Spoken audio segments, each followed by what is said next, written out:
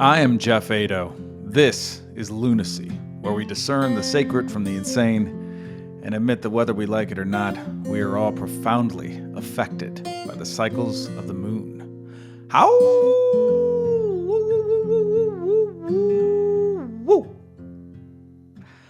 Today on the podcast, I'm going solo. All right, it's a solo cast. It's just me. You know what I mean? If you're looking for me to interview somebody else, you should switch to a different fucking episode because I'm not doing that today. I'm just interviewing myself, and I'm not even really interviewing myself because that would be weird. I should have I should have Chat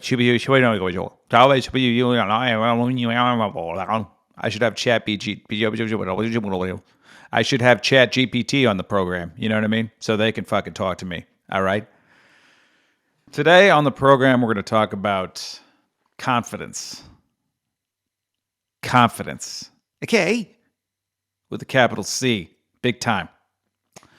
What does it mean to be confident? Why is confidence important? How do you distinguish confidence from pride and arrogance? And trying to make up for something? What is the secret of confidence? And the reason that we're talking about this today is because I'm trying to figure it out. All right? That's it. It's up for me. So, why? Let's just start out with why am I talking about confidence? I'm releasing a song. It's called All We'll Sing. It's a great song. I'm really proud of this song. I put a lot of work into it. My producer, Brad Gordon, totally just nailed it in a way. I mean, it's so beautiful. And the mix is great. The video is amazing. I'm really proud of this song. And yet, there's a big part of me that does not want to promote the song. Like, I don't want to have to deal with that. I don't want to do that.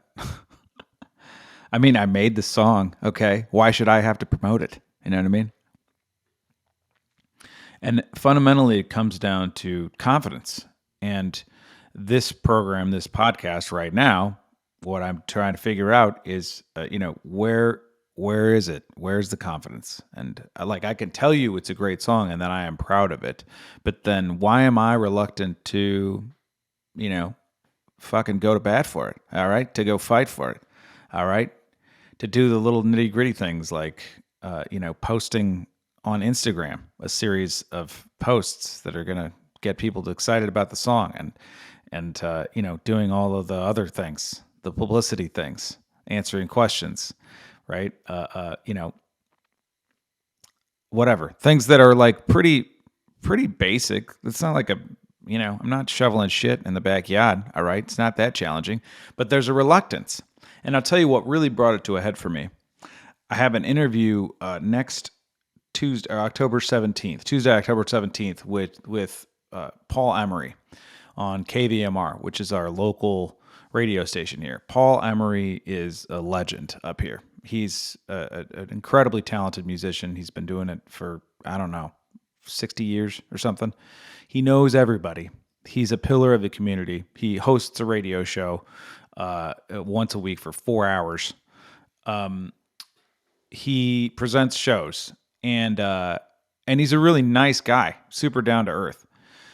And so I called him and at the behest of a mutual friend of ours who was like, hey, he's doing a show, maybe you could get on the bill. And so I talked to him about it, and he ended up finding somebody else for that show who was, kind of more established and I think like 80 something, like has been doing this for a super long time. And I get it, right? Has a bigger following locally. That's the key.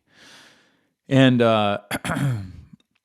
and so, but in the call, he was like, why don't I bring you on the show? And, you can talk about your release and the song and, set up and kind of get people to come to your concert. I have a concert on October 22nd at the Phoenix Tap House. If you're in Grass Valley, it's going to be amazing at 7:00. He was like, why don't you do that? And I was like, okay. And then I was really reluctant to call him and set it up. And, my wife had to listen to my reluctance.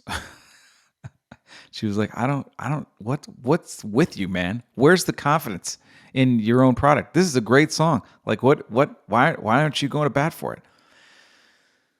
So I'm deeply looking at that why, where is the lack, and what I'm discovering is, number one, it's personal, right? I'm worried that you're not going to like my song. That's that's it. I'm really worried that you're not going to like it, and that and then that's going to reflect on me, and then I'm going to have to go crawl in my cave and hide again. And what does that come from? Well, comes from like whatever, a history of being human, bombing on stage, bombing with other music previously, bombing. Really, it comes from bombing. And then probably I'm sure that there's a skosh of, bullying as a child that's still remnant in my system somewhere. You know what I mean? Some residual wounding that I haven't quite dealt with quite yet. It's still got me tied to this tree. You know what I mean? I'm sure all of that is there. By the way, that's an interesting notion, this idea that there is something that is tying me to a tree, right? There's something that's tying you to a tree, us to a tree, in an area where we feel blocked. It's important to identify the thing that's tying you to the tree, right? Picture that, like you're tied to a tree and you're just trying to run. You're trying to get away from the tree, but you're tied to this tree because you won't look. I won't turn around and look at the thing that has me tied to the tree and cut that cord, right? And the thing that has me tied to this tree is a fundamental idea that there's something wrong with me and that I'm not good enough and that my music's not good enough. I'm getting emotional. Jesus God. Come on, Arwood, get it together. But that's really what it is, right? There is that idea, which I think all of us share. It's the, I don't know. It's the way that we human these days, We just we grow up in a world where we think that there is fundamentally something wrong with us and the world, and that's how we grow up and that's who we become. And so like I still have the thing that's tying me to the tree is that I have this residual belief that I am not good enough and there is something wrong with me and that I suck somehow. Now, is that true? No, it's absurd. It's absurd that I think that. My music is great. I love my music.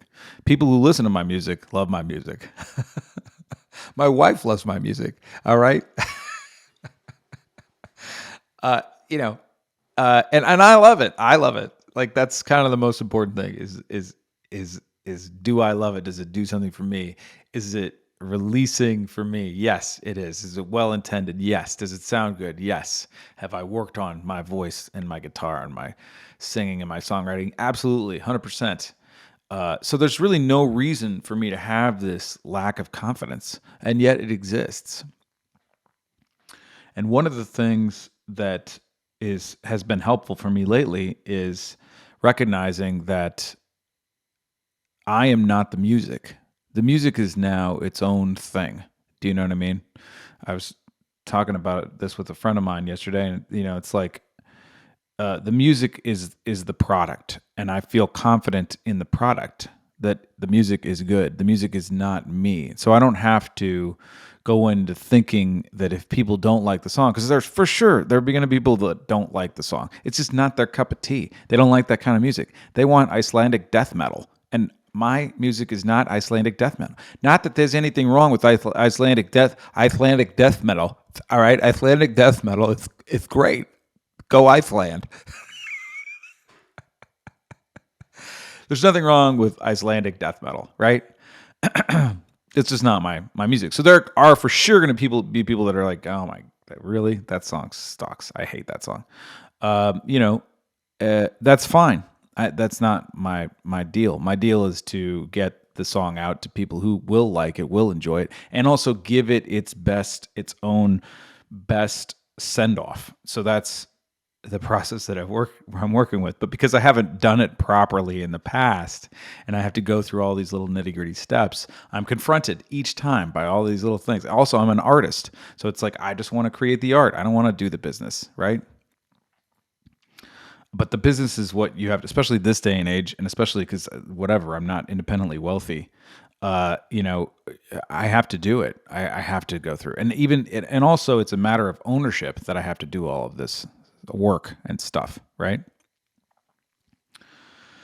So looking at it as that it's not me, allowing myself to dissociate from the product and recognize that it's not me. That's one thing that is helpful. And also just trusting and having faith in the process, which I am. And it's challenging, and I recognize that it's challenging. It's like sticky business. You know what I mean? Sticky icky. All right? There's a bunch of bullshit going on. So yeah, I just wanted to start there. That's why we're doing this, because I'm nervous about releasing this song, which, by the way, will be out October 13th, Friday the 13th. Why did you do it on Friday the 13th? What do you got? Is it a Halloween song? Is it scary? What are you doing? No, it's not scary. Why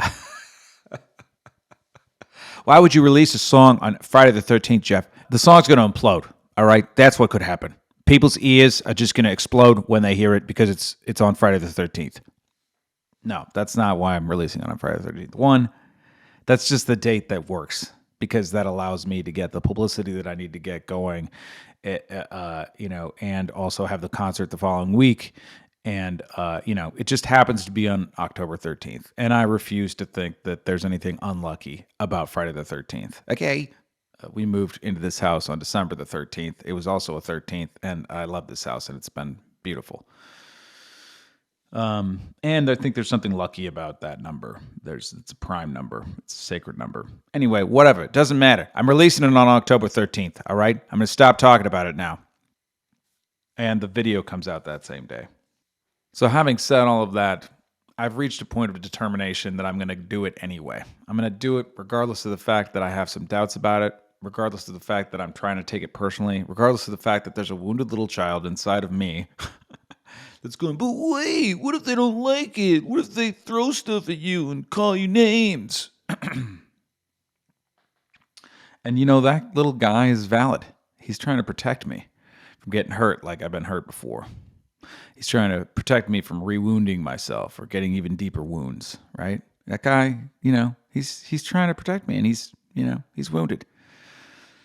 So there's a couple things I have to do with that. One, I have to love that guy. I have to recognize that he's the one back there that's holding the rope to the tree. And I have to just keep saying to myself, it's okay. It's okay. We've got this. We've got this. And also, I just have to keep doing it because that's the only thing that's going to make the difference. I have to do the work. Now we're going to transition into confidence, what it means to be confident, why it's important, why it's so tricky, and how we might achieve that. So the first thing I've done is I have this, if you're watching on YouTube, I have this brand new shirt that I'm about to put on. I've never worn this shirt before in my entire life. It is a beautiful shirt. If you're not watching, you'll get it anyway. Okay.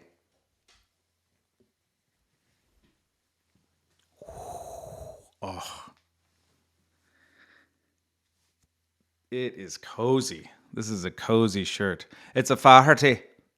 I don't know if you've ever worn a Faherty shirt before, but Faherty shirts are very exceptionally comfortable and fashionable as well.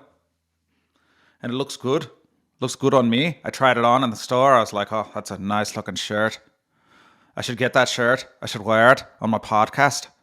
People will be like, oh, it's a nice looking Faherty on that fine young lad. So I'm wearing it now. I put it on. Guess how I feel? Confident. Why do I feel confident? Because it's a Faherty. This shirt is so special, it'll make the hair on the back of your eye sockets stand up. You didn't even know you had hair on the back of your eye sockets, but you do. Once you put on this shirt, you'll be like, oh my God, I can feel the hairs on the back of my eye sockets standing up. I feel perky and a little weird. Really? So now I'm looking at myself wearing this shirt because I'm doing this on Riverside, which may or may not be smart because I have to look at myself the entire time. And I see this shirt and it looks good and I feel good in this shirt. This is the look that I'm going for. Okay?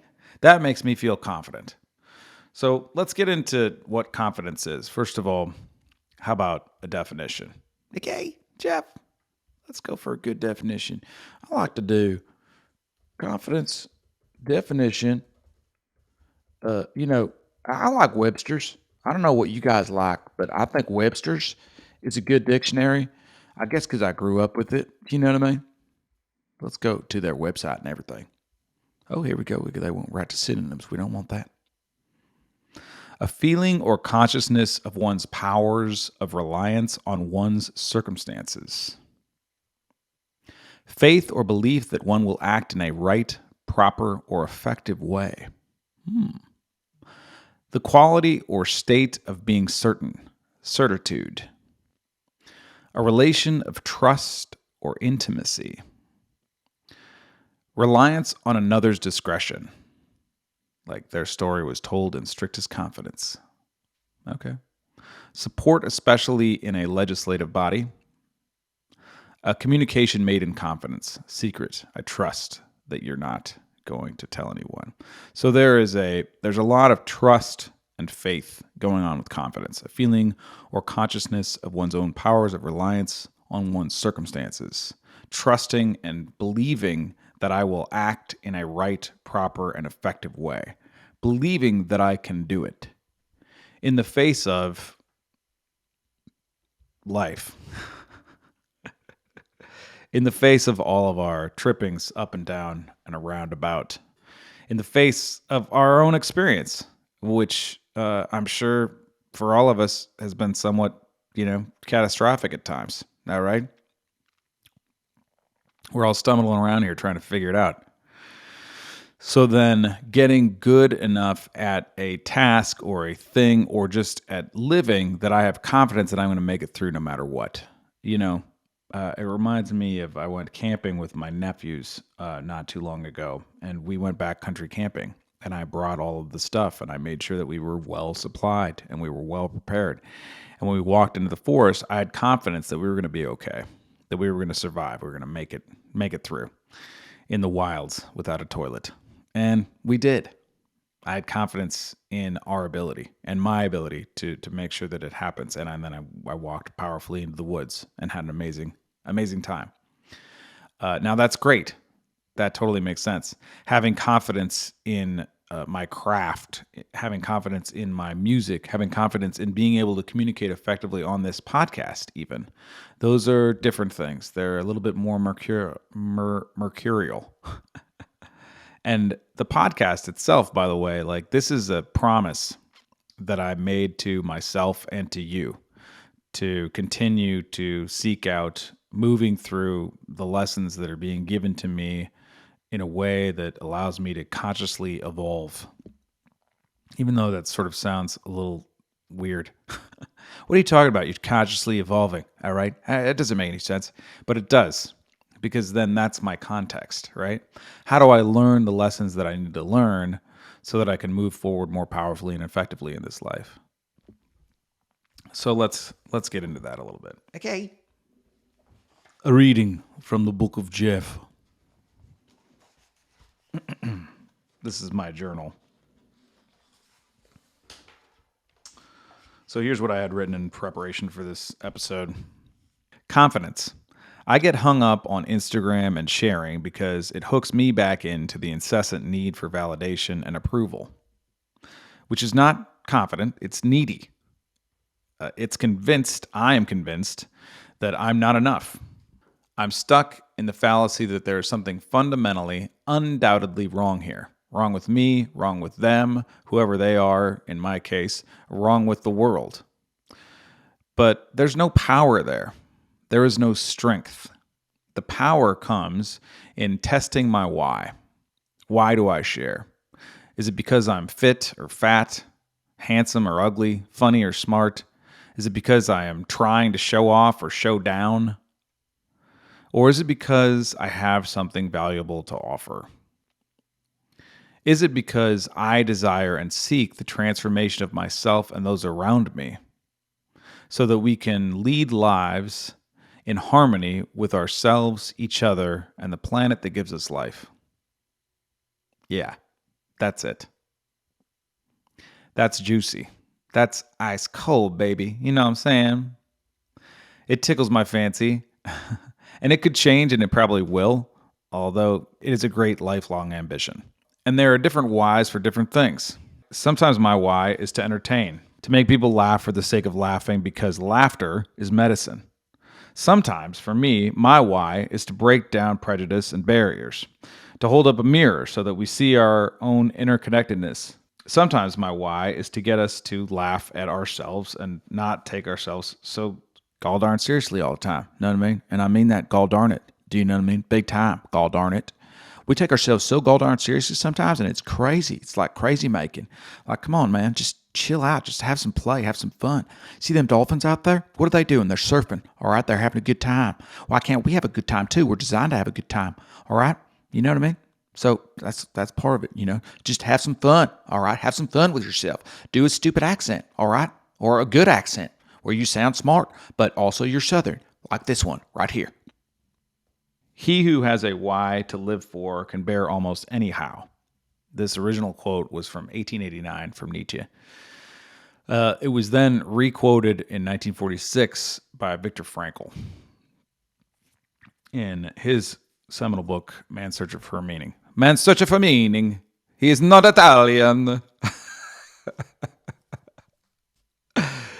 He who has a why to live for can bear almost any how. Now that's power. That is power. And I'll go back to what Frankel was saying in his book Man's Search for Meaning, which if you haven't read it, read it. Read it. It's really good. Or get it on tape or whatever, however you consume things. You know what I mean? It's powerful and it's challenging because it's hard to conceive that he wrote it in the circumstances that he wrote it. Because when he retweets Nietzsche, okay, retweet is when you quote somebody, all right, in ancient times, all right, in 1949. It's just you're requoting somebody, you're quoting somebody, all right, that's a retweet. When Frankel says, he who has a why to live for can bear almost any how, when he quotes Nietzsche in that book, he's quoting from the perspective of a man who survived the Holocaust. And the way that he survived the Holocaust was looking at himself as an experiment of humanity. Can a man experience and survive this much humiliation and misery and suffering and punishment and torture? Can a human being survive that and come out the other end to talk about it and offer something valuable? And then he totally does. He totally does. If you read that book, you know, he forgives the Germans. And he lives the rest of his life not haunted by that incredible torture. I can't even imagine what that's like to watch your friends and family just being incessantly murdered day after day in this just wholly awful way. And then questioning, obviously, like, why? Why would anyone do this to anybody else? But he found this niche where he looked at himself as an experiment. That was the why. To discover whether a man can survive this. I'm paraphrasing here, but that's essentially it. And of course he did. So then it takes Nietzsche's quote, which is really great, right? He who has a why to live for can bear almost any how. And then it puts it in the most dire circumstances, like almost any how. Yeah, almost any how would be a concentration camp, okay? That would be watching all of your friends starve to death. And also, by the way, you also are starving to death because you're not being fed, that was what's going on with him. And then surviving that to then write books and illuminate lives and provide incredibly powerful, transformative ways of thinking and being in the world. It's a little shocking to me why Frankel is not more popular. Freud, I like you. I think you're great. You know what I mean? But Frankel, man, you got clout, buddy. You got big time. You know what I mean? This surviving the concentration camp thing, that business, amazing. All right? Fucking awesome. All right. That means, there's nobody who's done that before except for you. All right. You survived it. And then you wrote this beautiful book. You won in a billion. You won in 9 billion, whatever we're at right now. All right. it's really powerful to consider your why, my why. And my why can lead me to confidence. And my why, to create transformation for people so that we can all live better lives, so we can live in harmony with each other and the planet that gives us life. Right? That why is, whoa, man, that's powerful. Man, that's good right there. That just strikes right at the heart of what I'm trying to do here. You know what I mean? I want people to be happy, like so happy and like joyful and like evolved and like that we don't even know what we can create. And then all of a sudden there's like this wow reality. You know, it just looks like people are being real nice to each other all the time.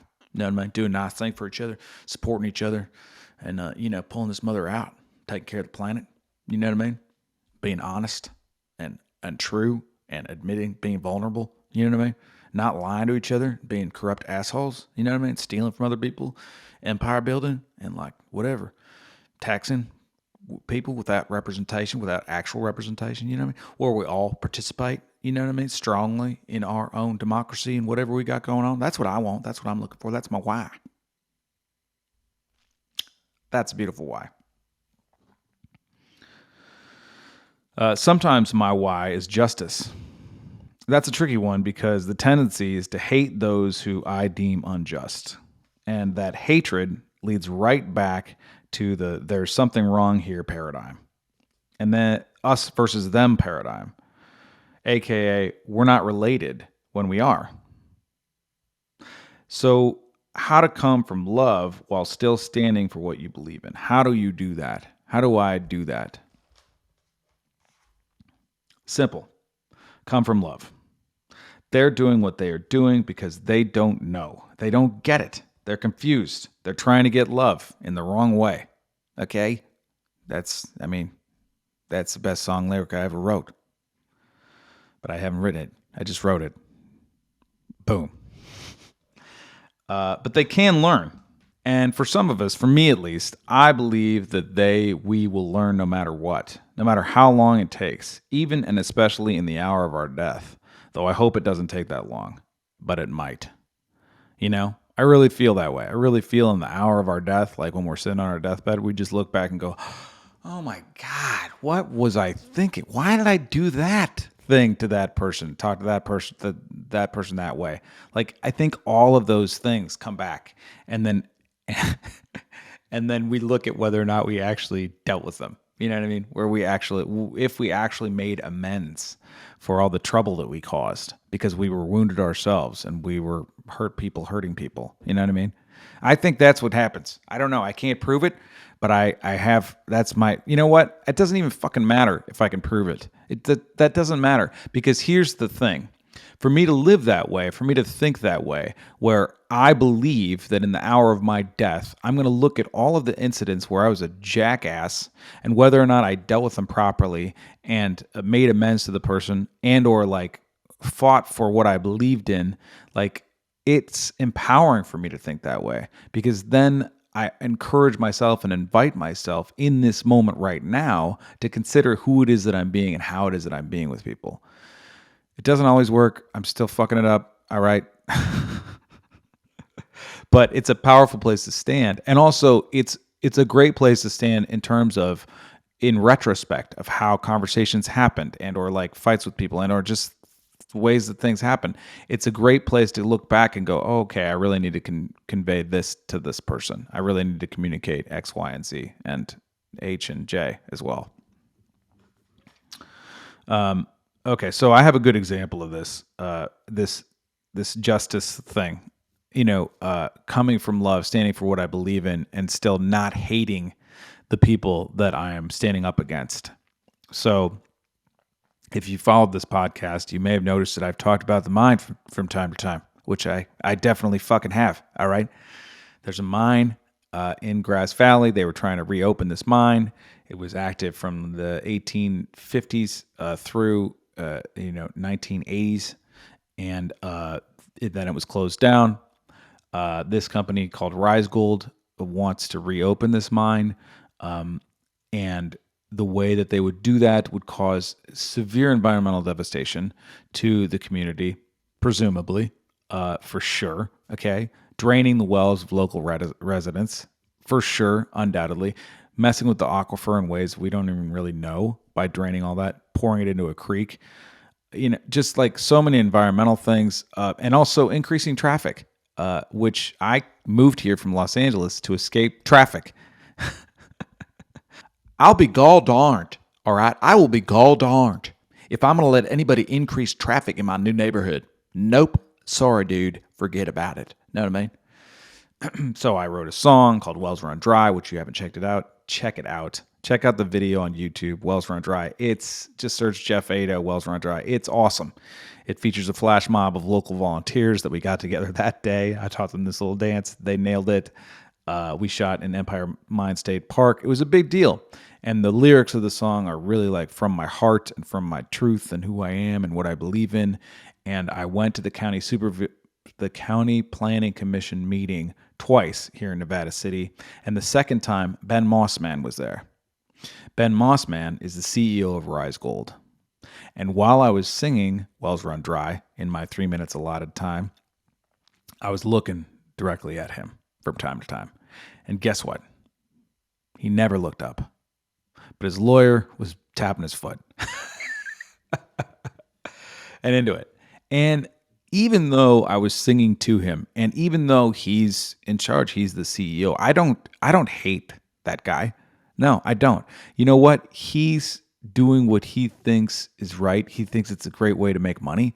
That's the very much the paradigm in which we live. Obviously, I think the whole operation would be an absolute travesty, which is why I fought so hard to defeat it.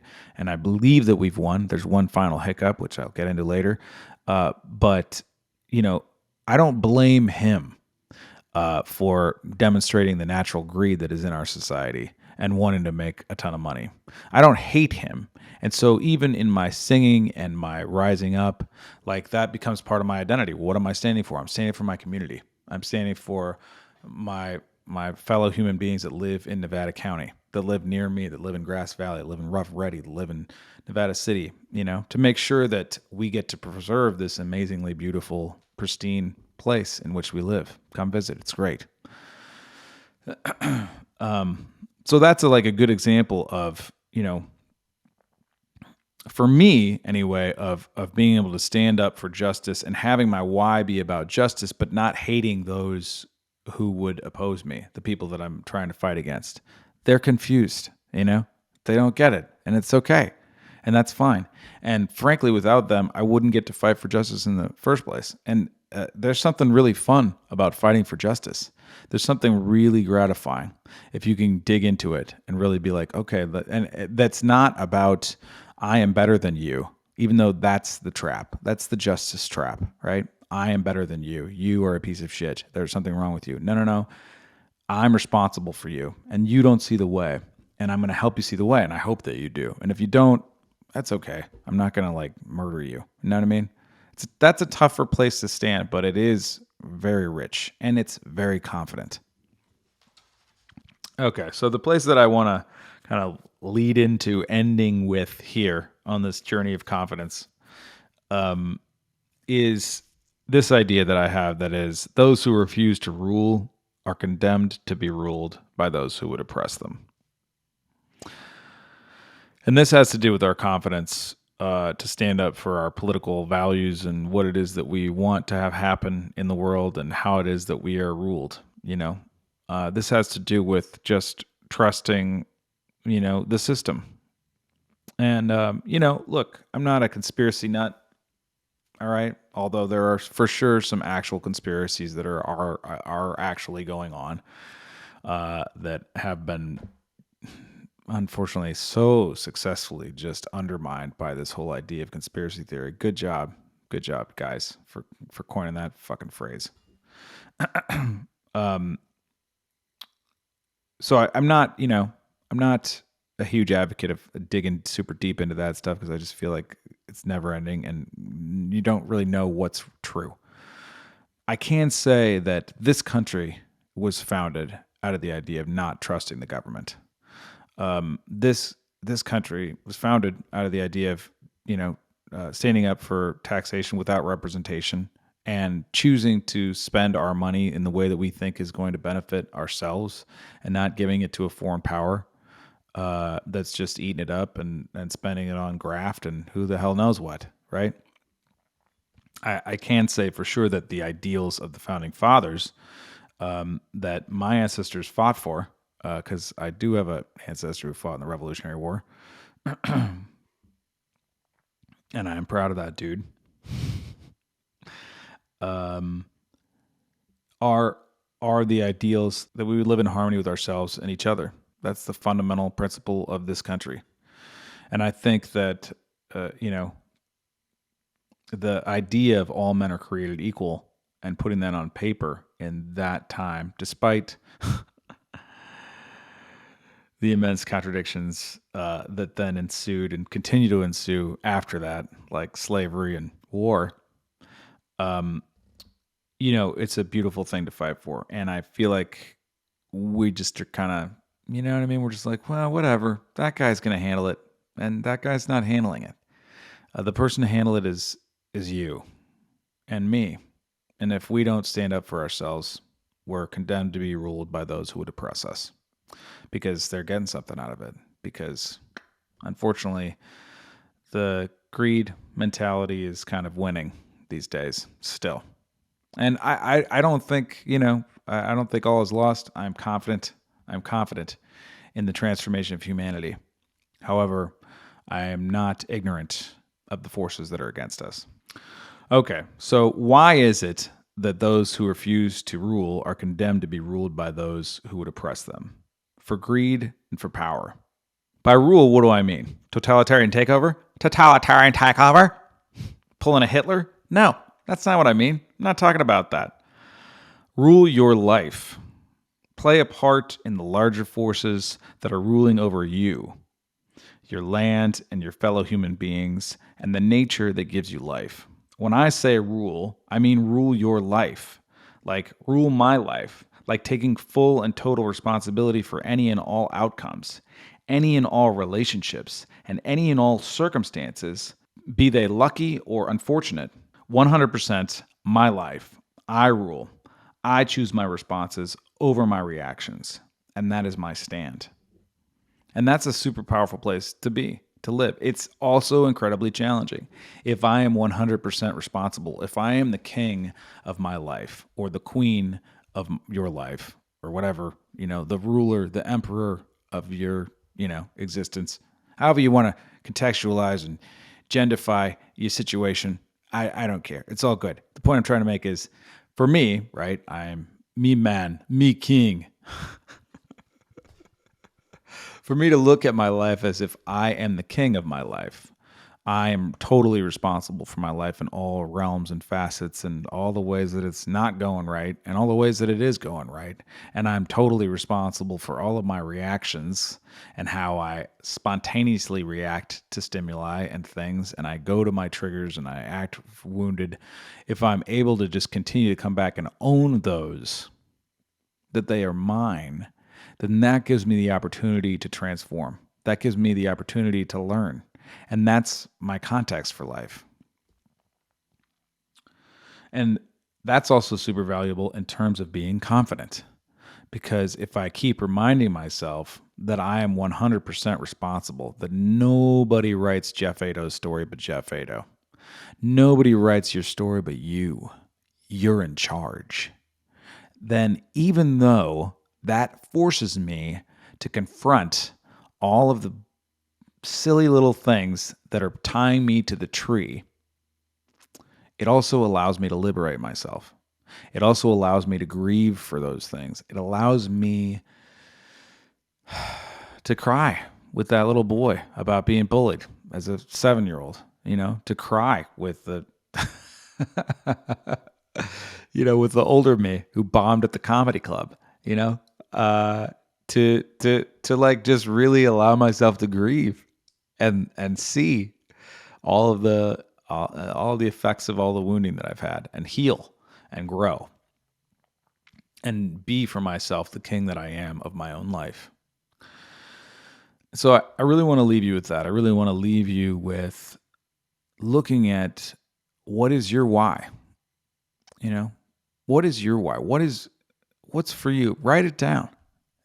Just put it in your phone. Make a little note in your phone, or write it down on a piece of paper. I think that's even more powerful because then you can, write. I think writing, the act of actual writing with a pen, is very powerful.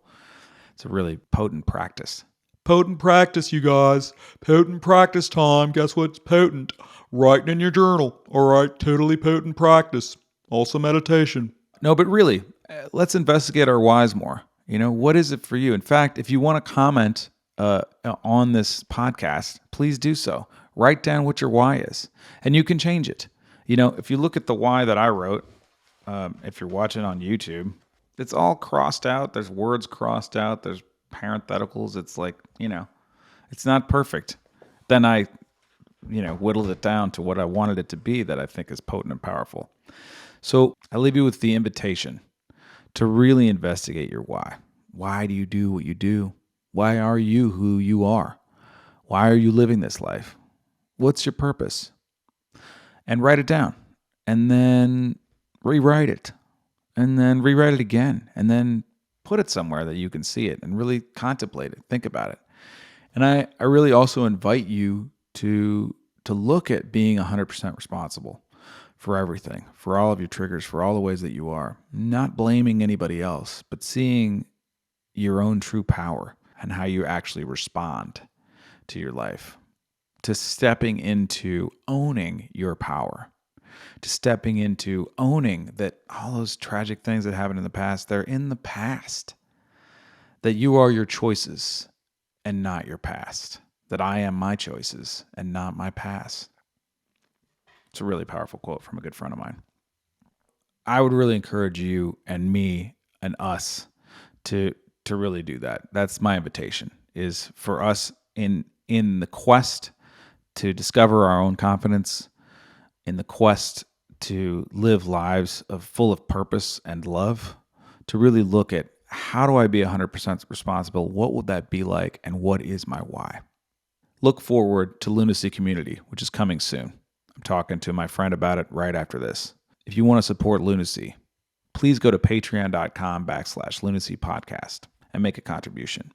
It really makes a difference. Not only does it make a difference for me, it also makes a difference for you. It means that you are taking on the lessons that we are learning together. It's like an offering to both of us that we are in this together and that we're looking to both consciously evolve in the best way that we possibly can. All right, that's what we're doing over here at Lunacy. Yeah. Woo! All right, everybody. Much love. See you next week.